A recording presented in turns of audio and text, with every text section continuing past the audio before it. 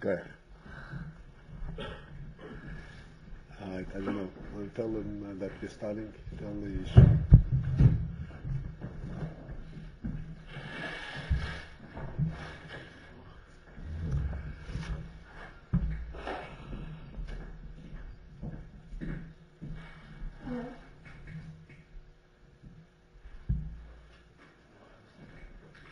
okay? All right.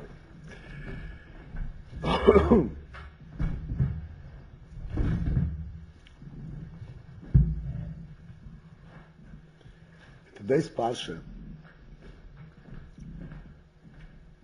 Parsha Samoir, there are several things that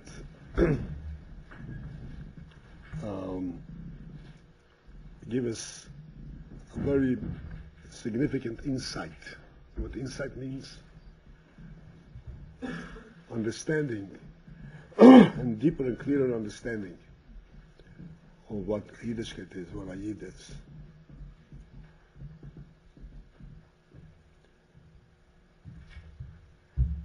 First, there is a Sikha from the Rebbe, where the Rebbe explains a hero. A hero means a directive, something that we can learn from the very name of the Seder.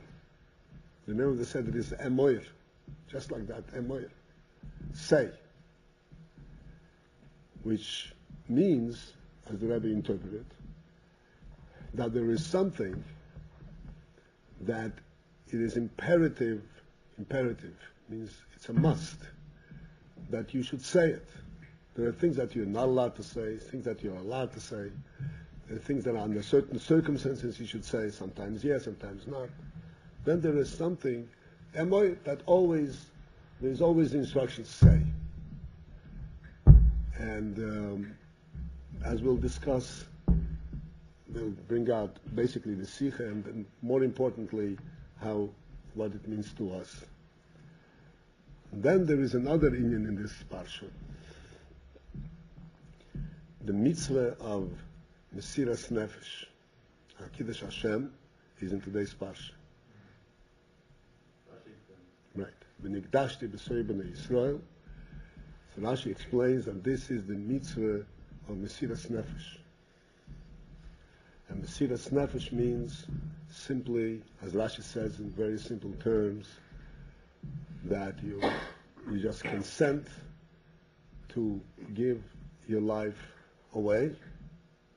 Al Kiddush Hashem.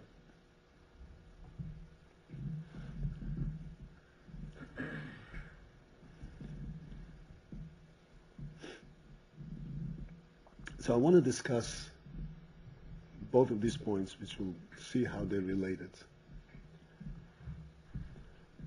First, the angle that I'm coming from. Because when we think of Mesiras Nefesh, hypothetically we can think of it.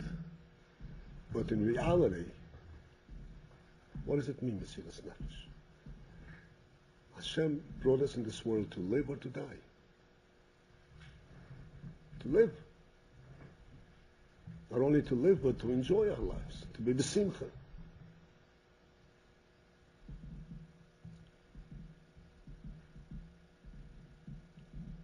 The Gemara says, there's a pasuk, Lo itoihu bro l'shavas yitzor.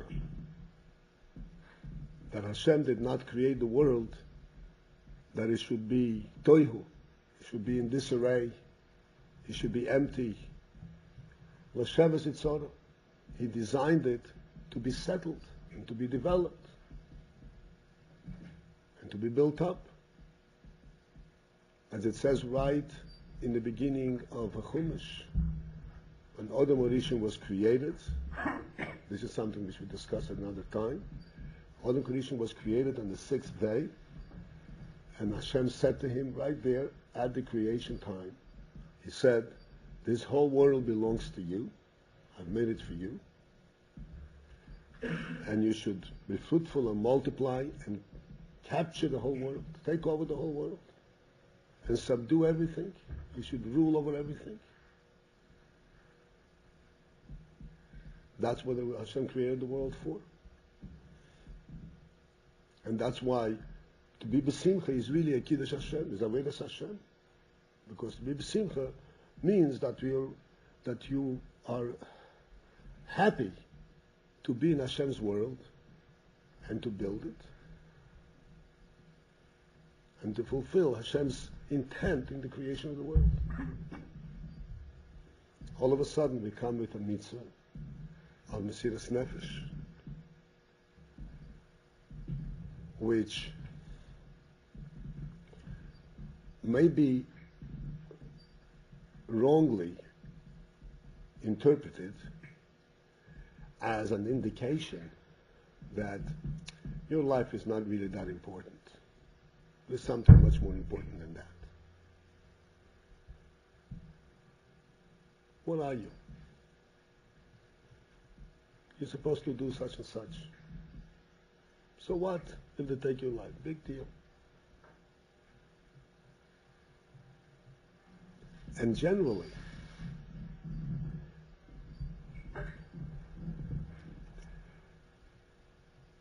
again, applying it from our perspective here, just to give you an idea from my own experience. I was born, to a Fruma family in Russia under communism. And from the cradle, I knew that I'm a Yid and that I'm hated by everyone around me and that I'm just carrying on. This is me.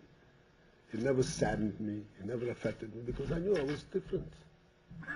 I wasn't looking to equate, to resemble anybody else. I knew I had my own life. And I did everything and got beaten up, so I got up and I didn't even have to lick my wounds. Just went to wash off and we go on. Because this is coming from a different world. And I had a much richer world. I didn't relate to meaningless things. But when you have,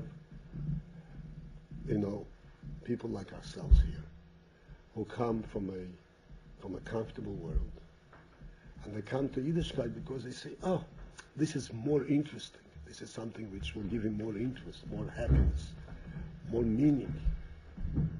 So you're trying to enhance your life. You're trying to build it up, trying to give it more happiness. You're coming from that perspective where only the positive is something which I want. I don't want anything negative. All of a sudden you told me, no. A principle in Yiddishkeit. V'nigdash b'sei b'nei Yisrael. Your life, big deal. You have to have a perspective. You have to have an understanding. Where does this come from? And what is the positive union in this? How do we relate to it? How can it not depress us when we say, you have to give your life away?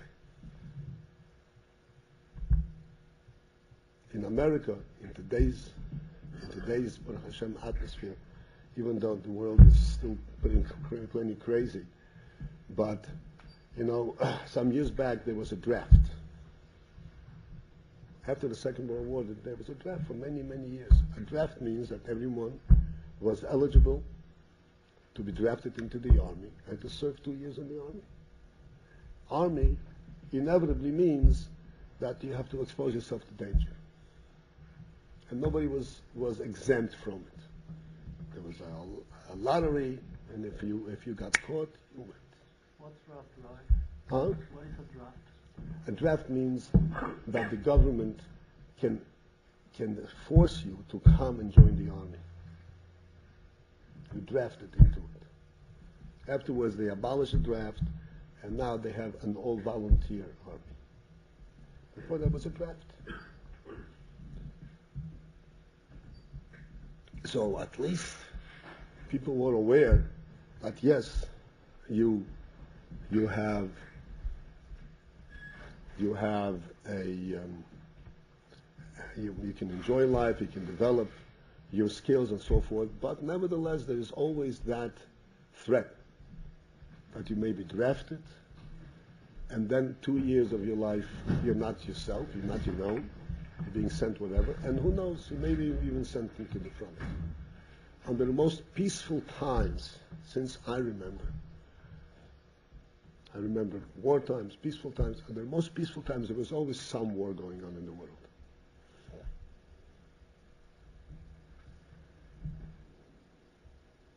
Always. But now, we don't have a draft. It's all volunteer. So therefore a person can actually safeguard himself against any kind of exposure to danger. And he says, I want to live a peaceful life. I want to enjoy myself, do my work, and so forth. All of a sudden you say, you can't escape it. You have to contemplate. Chas v'sholom, it never should happen. But you have to, part of your Jewish mentality is that you're able to contemplate the inyan of Mesiras Nefesh.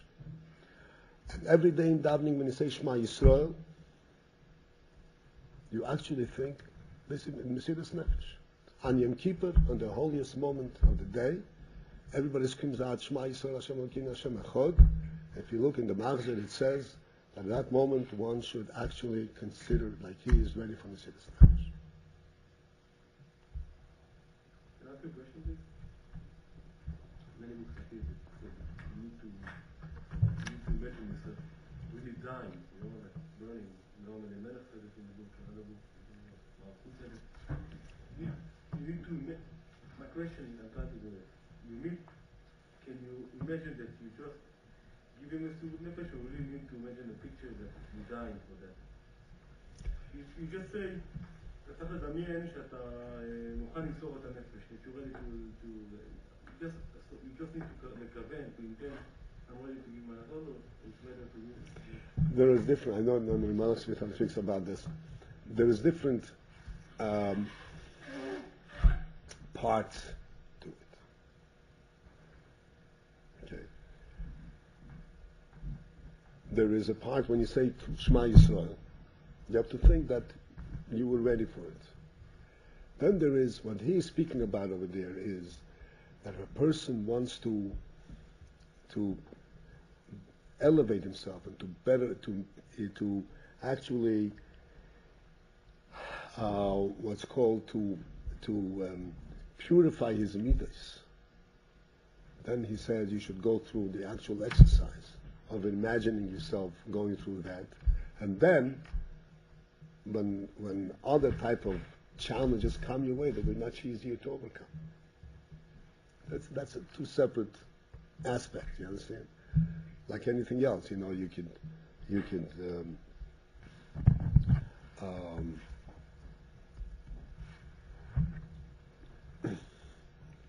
you daven, you say Ashrei, right? You say Ashrei, let's say. And then there's another time where you actually sit down and you learn Ashrei, and you learn every word, and you contemplate what it means. It's two different levels. But in davening, all you have to do is think, Shema Yisrael, Hashem Elokeinu Hashem Echad. There is nothing else, and nothing else is significant in your life. And if Chas v'Sholom, you should come to it, you're ready to give your life. In other words, Hashem Echad should be so total and so clear and true that nothing else matters. Say that you mentioned that you really die. It's really what's going on over there. Like you really die for God. All right. I'm saying this is not the context, out of context of what the talk that I want to go to. But why there's no wine in the cedar? Why it's not traditional? I'm sorry. Why there's no wine in the cedar? Why something that's considered Mesiras Nefesh right up the Shema? No. The cedar is in Yom Kippur. In the cedar it says. Oh, in the cedar. Not in the cedar. In the Mazel at the end of Yom Kippur, by Ne'ilah, it says Shema Yisrael. It says that you should consider at that moment that it's like Mesiras Nefesh. Basically, the cedar has very little kavonis, because the cedar is made for something that should be equal to all. Not all are equal in that respect. So Chassidus just says you should be mechaven Hashem echad, that Hashem is one, and that's it. And that He is king in Lamailo, Lamato. He's king all over, and that's it. Then there is different levels of avodah that everyone contemplates and reaches. Sorry. I ask a question. Isn't Why are you different than anybody else? Isn't this automatic? Something that happens, let's say when someone is in that situation, isn't it automatic that they give the life? Like many people that never were religious in war and they told them to do this and they let themselves kill. Yeah. So is it something that you work on, or is something that? No, that's. I'm not talking in terms of God forbid if a natural situation arises. You can't prepare for that, and that, as you say, it happens automatically. I'm saying that we are learning about it, and we have to incorporate this into our understanding of Yiddishkeit. And I want to enlighten us that we should understand how can we relate to this. This seems to be a little depressing. I thought I'm here to build the middle of my life. And there is some significance in that. As I'm saying, that particularly we over here who have come to Yiddishkeit looking for something to better our lives and to give more simcha and more meaning to our lives, all of a sudden we are told that, no, Mesiras Nefesh.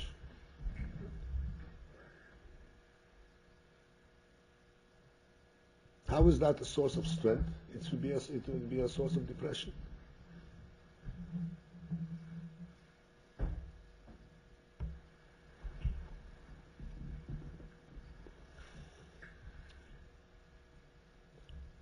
So I'll come back to this and go back to the beginning of the Parsha. As I mentioned that the Rebbe has a very interesting hero coming from the word Emoir.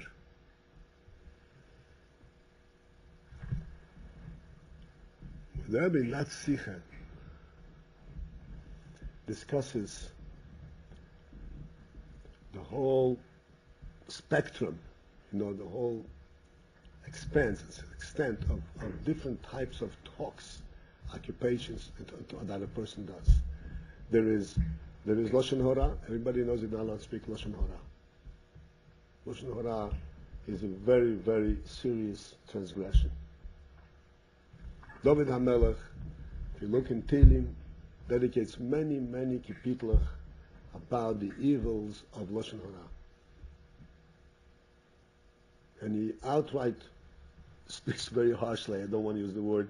He actually curses the people who speak Lashon Hora. So this is one of the worst things. Lashon Hora has such a power. It seems almost it's just words.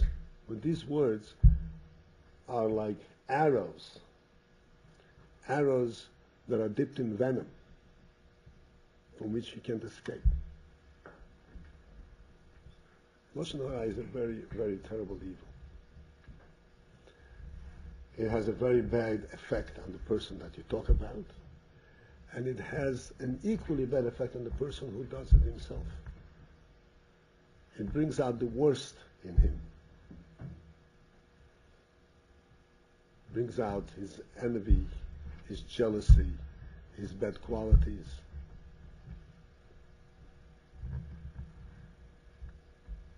So Lashon Hora clearly is something which should not be said. Also the person who listens to it. Yeah, the Gemara says all three are suffering.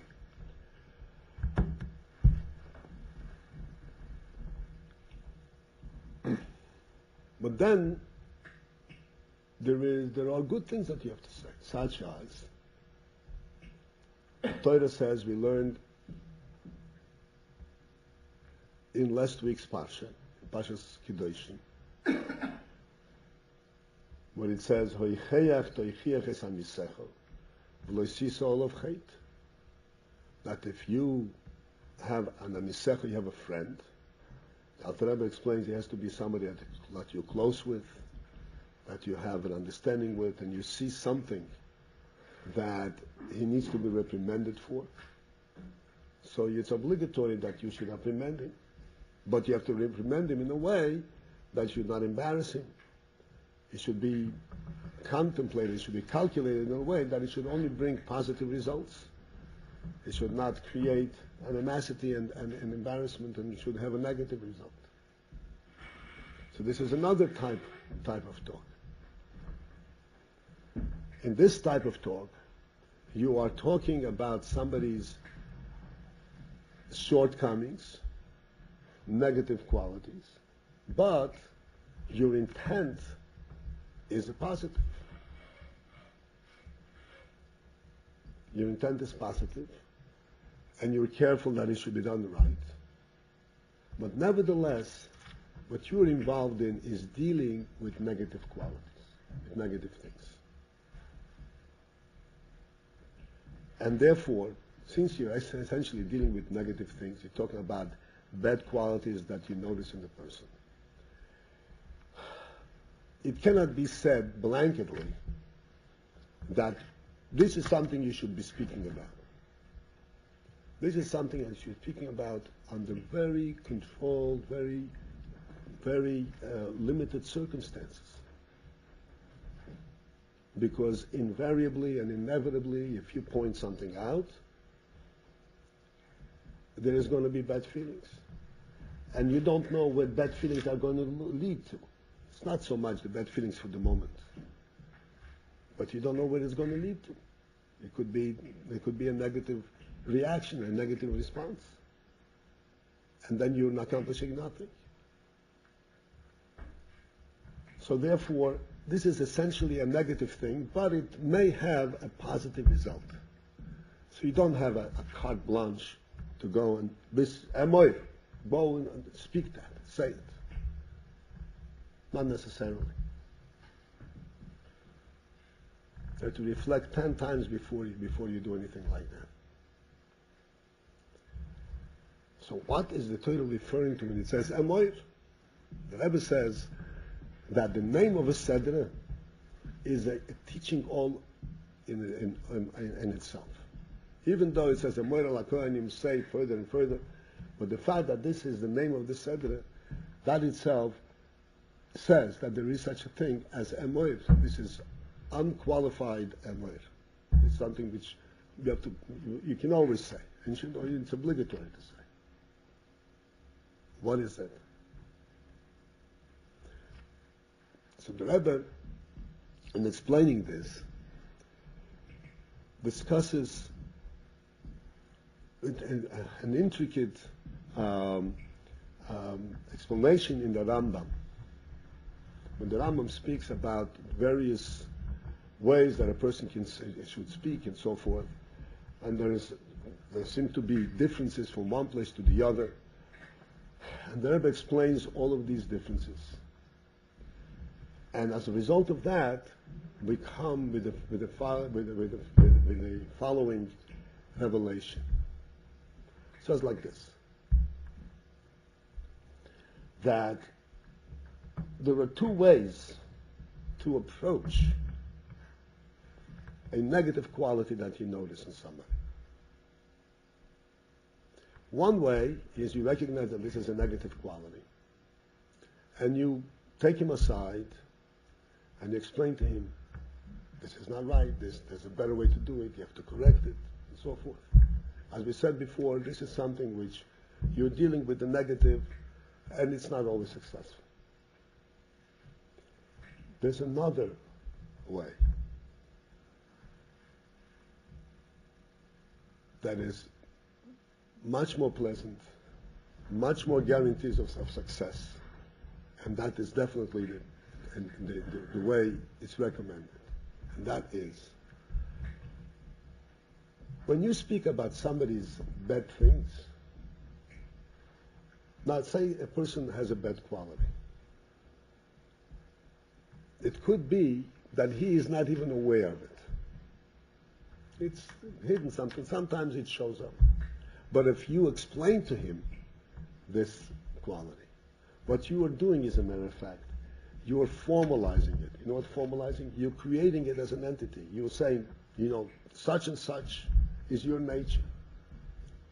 In other words, you are actually drawing it out, you're actually revealing, creating this evil more than it really is.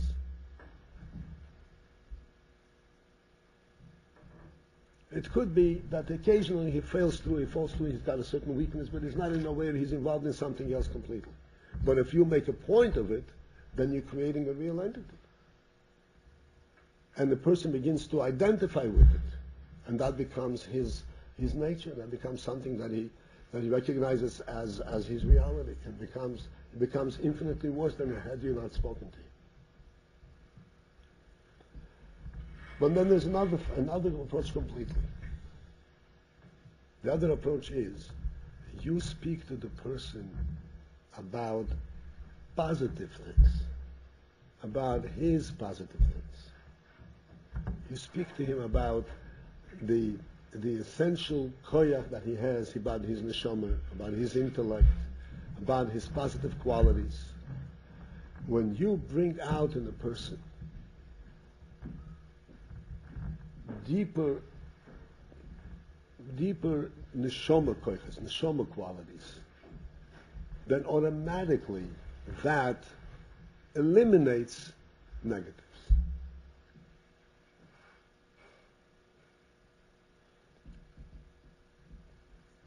In other words,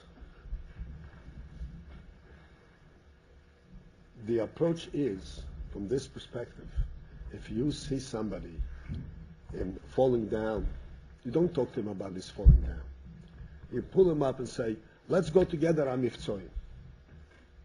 Oh, I'm not even in that. Sure you are, you can do it.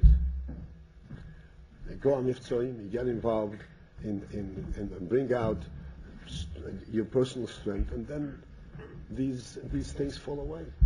You can't fall. You elevate yourself. You go right above it. You have to understand that every weakness that a person has, the weakness is only superficial. The real person, the real human being, is his neshama, which can rise above the whole mitzvahs of the world.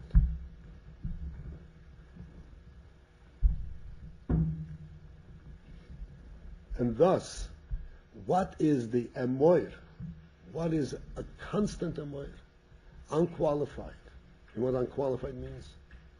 Unqualified, without limit. You don't have to have circumstance. Is when you bring out the strength and the better quality in a person. That, without question, can eliminate any weakness and any negativity. He grows right above it. And then he looks back and he says, I have no connection to that. You elevated him. This is the way the Torah instructs us to look at the Yid.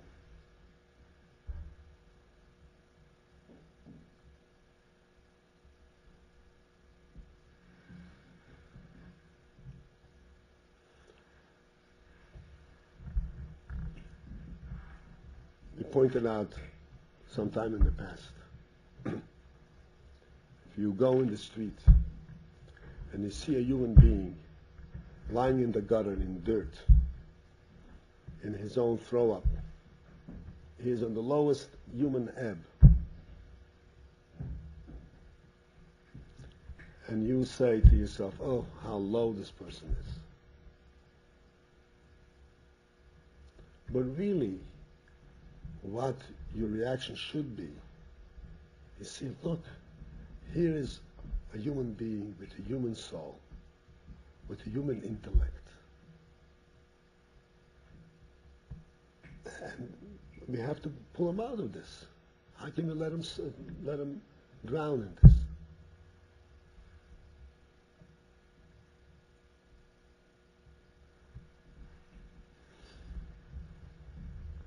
You know, gold is mined from the ground. precious stones are mined from the ground. I don't know if any one of you ever saw a diamond, a raw diamond, the way it comes right out of the ground. You would look at it and you would say, piece of dirt. It really looks like a piece of dirt. But then when you start peeling off the dirt and cutting it down and taking out little pieces, all of a sudden, after you polish it and say, oh, this is a diamond? And it's worth a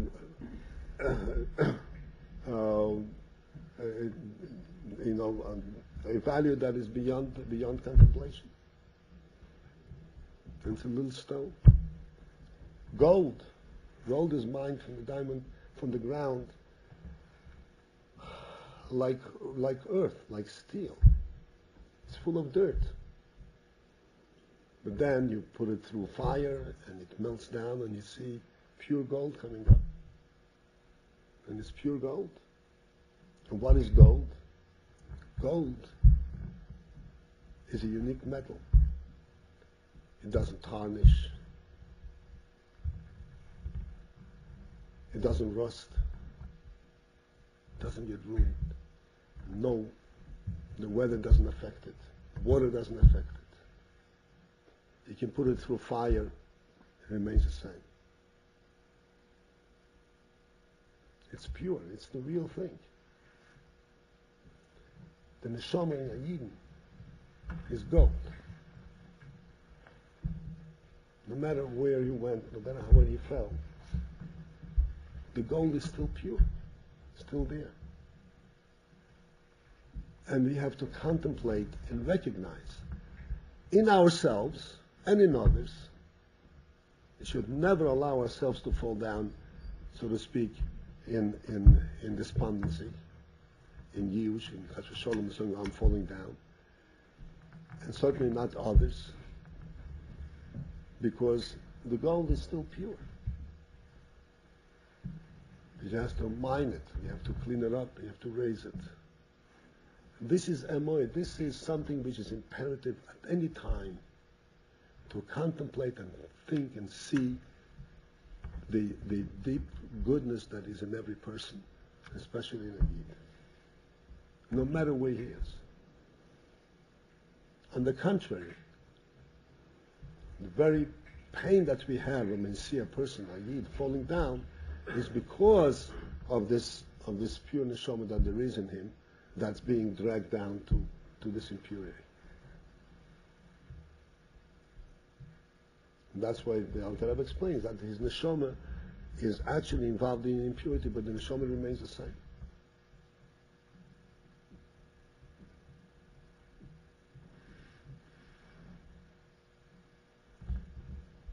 Regarding, as I said, regarding others and regarding ourselves,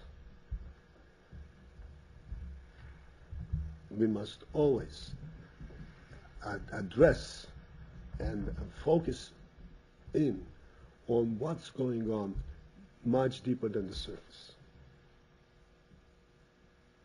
What is the real thing that's going on? And by contemplating that, we can pull ourselves out from any fall, and we can help others to pull out.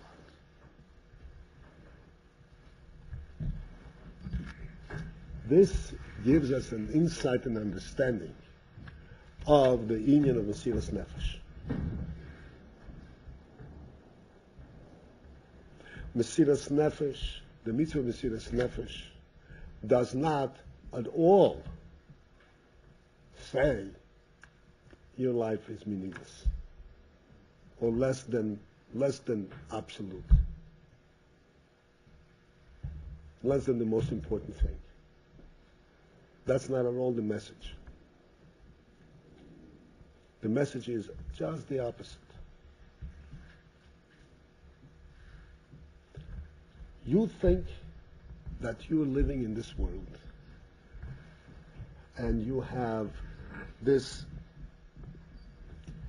limited life, whatever it is, 120 years. Your name is Yankel Todris, and you were born on this day, and you live through your life, and you have these activities, and you have these qualities, and so forth, and this is you. Like, whatever you can accomplish in the world, that's you. So the Torah says, you should understand that you, with your very presence, represent not yourself only. You represent godly presence in the world.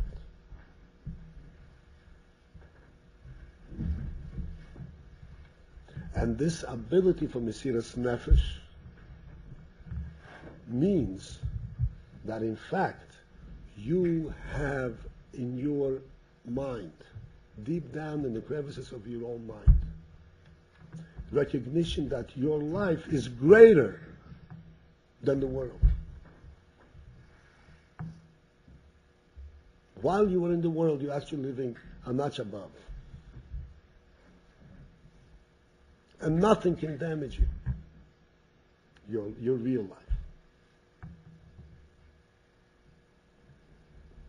Mesiras Nefesh does not mean to diminish, so your life is of less significance. On the contrary, what Mesiras Nefesh says is, that's what the Pasuk says. The Pasuk says, where do we learn that Mesiras Nefesh from? From the Pasuk, V'nigdashti b'soich b'nei Yisrael. That Hashem Himself becomes hallowed, becomes recognized through the lives of a Yid.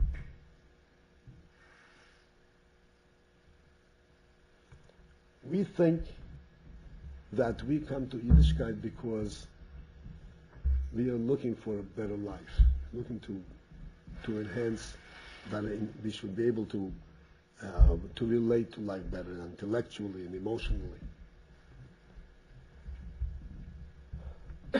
They come to Yiddishkeit because we inherently are greater than the world. We can't acquiesce. You know what acquiesce means? We can't relate and accept that my life consists in living in the world, as successful as I may be.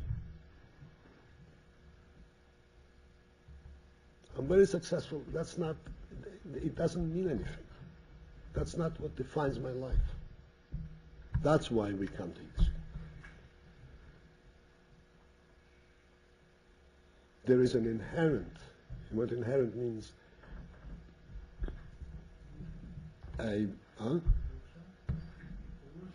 Yerusha.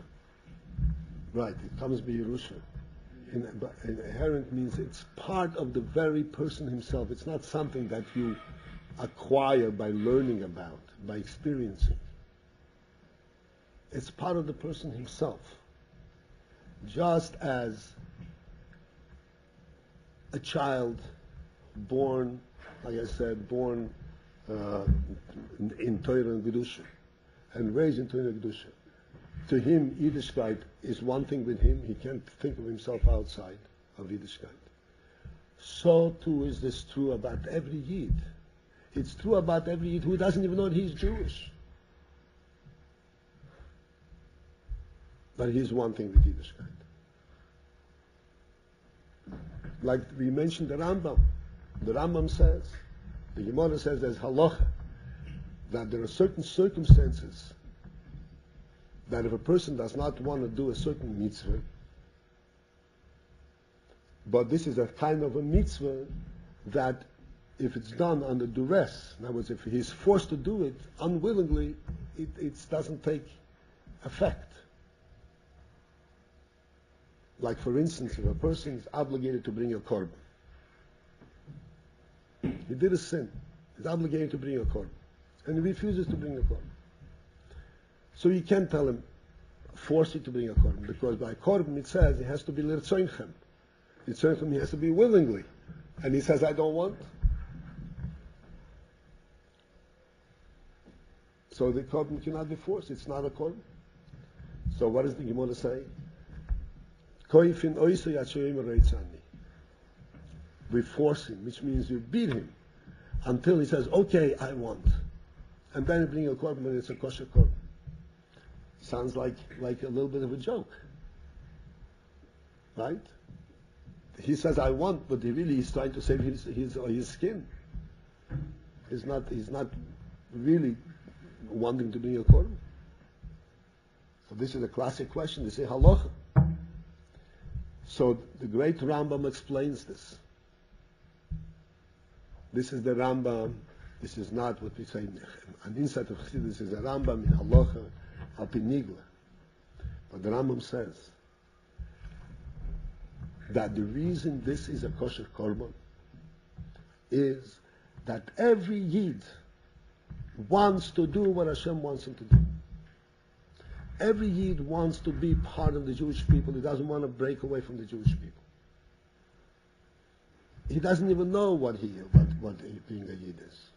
But that is his very nature. That is his very presence itself. That's what he breathes, that's what he sleeps, that's what he eats. And therefore, yes, you beat him, you forced him. When he says, I want, it's a true I want.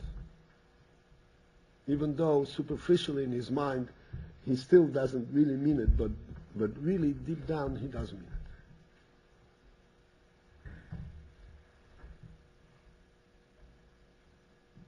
Recently,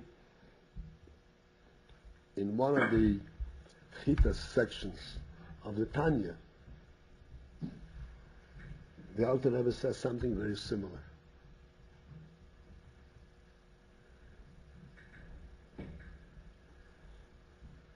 He speaks about, I'm sure you followed in the Chitas, lately the Alter Rebbe speaks about the various ahava, the various levels of ahava, the types of ahava that a Yid may have, and types of love that a Yid that we may bring out and recognize to Hashem.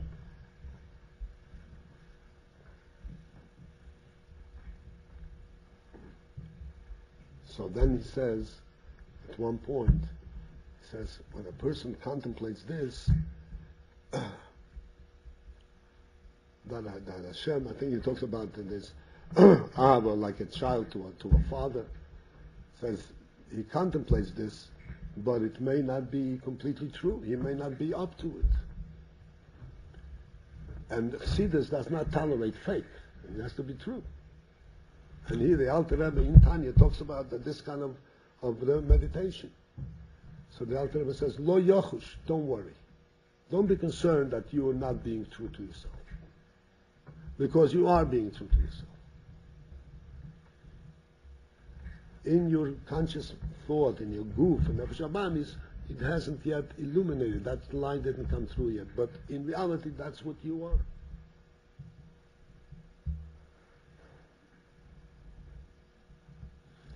This is the Pshat Emoir. We always have to look and recognize the deeper and truer quality that's in us, that will pull us out from any depth, from any swamp. And we have to see the pure quality in every person. And if you talk about this pure quality, you help him to surface.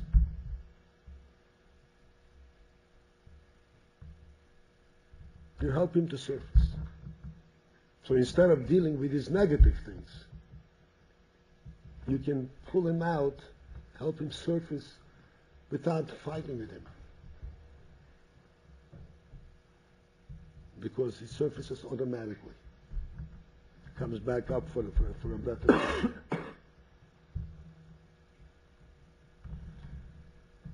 And this is the meaning of Mesiras Nefesh. Mesiras Nefesh does not in any which way imply any kind of shortness of value in our lives. Mesiras Nefesh says you should know that wherever you walk, you represent Hashem. You don't represent a human being on two legs who eats potatoes. You represent God. You know something? We all know that the Soina Yisrael, throughout the ages. Talk about 3,500 years. The Jew haters. People who have done all kinds of atrocities to our people. They didn't distinguish between a Yid who puts on tefillin, 4 pairs of tefillin or 2 pairs of tefillin a day, who doesn't, or who is Mechal Shabbos Rachmon Islam and Eitz Teifes. They didn't make any distinction of that. Made no difference whatsoever. And even in our own day, this is still very fresh, and I'm sure to whatever extent you're familiar a little bit with the most recent history, the Nazis didn't make any distinction between a Yid who was frum or who wasn't. The Yidden, the first korbanos, so to speak, the first sacrifice, the first suffering were the German Jews. The German Jews were assimilated. They were doctors and professors and lawyers and writers of poetry and writers of German music. By their standard.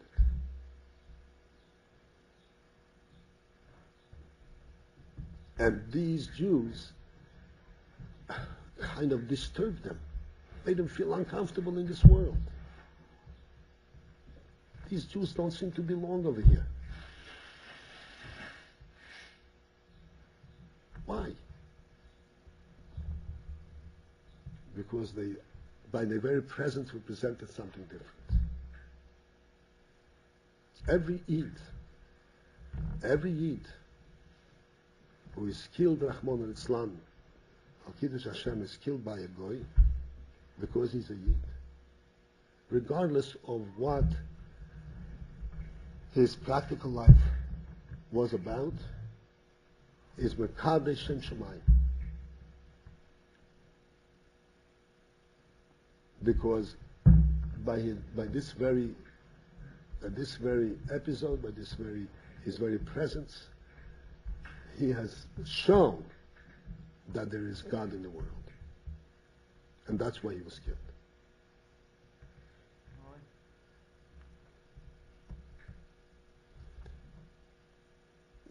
The Alter Rebbe explains in Tanya, much earlier in the Chitas, but I'm sure you learned that.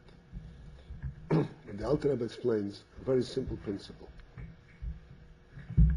When he says, you know that in the Torah there are 613 mitzvahs. But then there is also the Aseres Adibres, the 10 Commandments. The 10 Commandments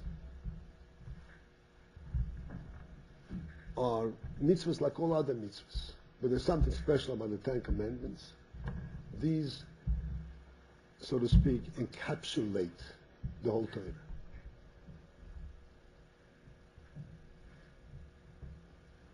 All other mitzvahs in the Torah have some kind of relationship to one or the other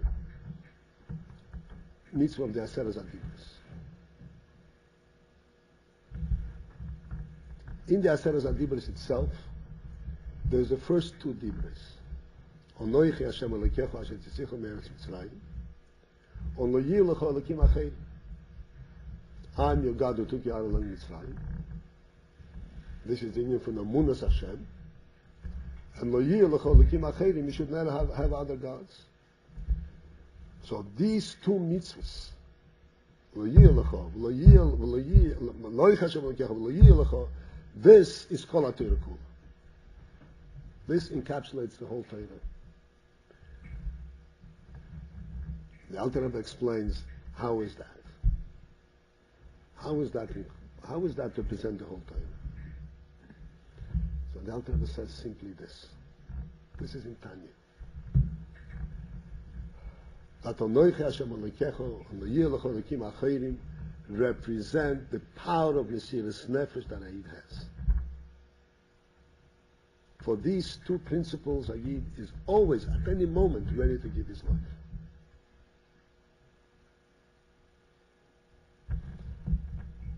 So therefore, he says, if a Yid comes into a situation of a challenge, of any kind of challenge, it could be triviality, you have to get up in the morning and link Lishma on time, or a major challenge, a more difficult challenge.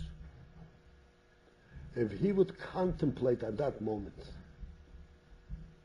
that in actual fact, at this very moment, when this seems to be difficult for me, I am ready to give my life for it, for Kedushas Hashem. How is this challenge that I'm faced with now compared to the pain, Rahman al-Islam, God forbid, of Mesiras Nefesh? There's no comparison. So if I'm ready for that, how is this a challenge? How is this to be considered difficult?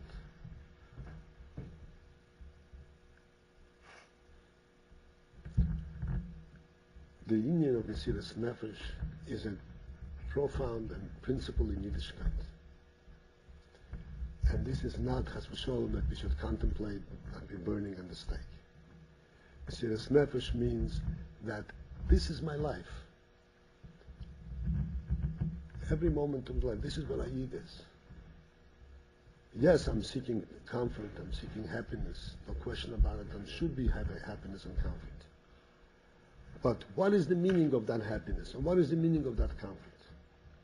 It is that thereby I'm representing, I'm saying that living in Hashem's world is a beautiful thing. To know Hashem and to serve Hashem is a wonderful thing. That's essentially what Ayid is for, what Ayid stands for. When he eats, when he sleeps, when he plays ball, when he jogs, when he laughs, all the time. This is the source of his happiness. This is the source of the meaning of everything that he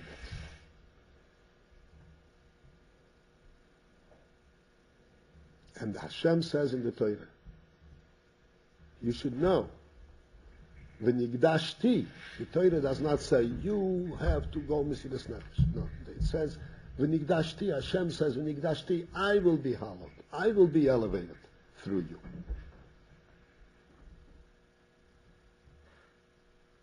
In effect, you will do me a service.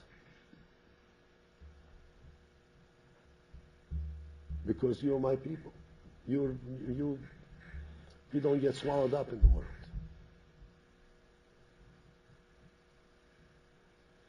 With this power, this is how Yidden carried through all the ages. And Rahman al-Islam, went through all kinds of ups and downs, all kinds of difficulties. And never desponded, never gave up. Like I mentioned to you, I think, once in the past, I don't remember if I did, that one of the greatest miracles of the Second World War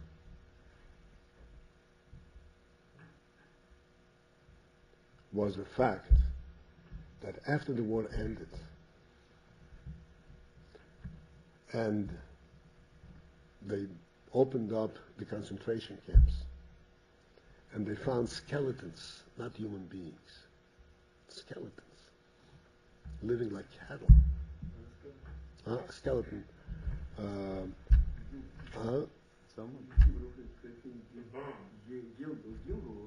No, skeleton. How you say? A skeleton means bones, just the bones of the person. There was no meat on him. Just the atzamot, but not atzamot. Shelet, right. The people were skeletons. Lived like cattle. Went through the war. Was nothing there.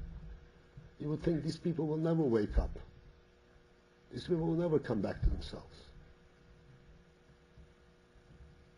Do you know that within a couple of months, they started building new families? They saw their children, they saw their wives and husbands burned, destroyed. And a couple of months later, they started getting together and started building new families. You can't destroy Eid. Does that mean they forgot about what they lost? No, never. It's impossible. Never. But neither were they destroyed. Because you can destroy Yid. You can destroy Yid, and you can drown a Yid, and you can drown yourself. You can't, chas v'sholom, give up. You can always pick yourself up. Always. And you always have to contemplate that quality in you, the quality of Mesiras Nefesh. And I don't mean Mesiras Nefesh in terms of giving your life, in terms of the kind and quality that is represented by Mesiras Nefesh, that your strength is beyond any limit of the world. I can survive anything. That is a Yid. So, you came here because you thought you were unhappy there, you found something completely different. You found the real thing. An unlimited quality of life. I don't know if any of us will become big lomdim. Some will, some won't. But you'll be strong even. You won't be swayed by any wind in the world. You'll be able to carry through under all circumstances. Build healthy homes, happy homes, raise children to Torah and Avodah. Nothing will be difficult. And maybe Shem Hilf, you'll all together go to the Makabel for Mashiach. Man. I want to return to the point. You say no to himself, that he really die in Shema Yisrael. No, you could. You could do that. But that, Ron, you should do with guidance. With guidance.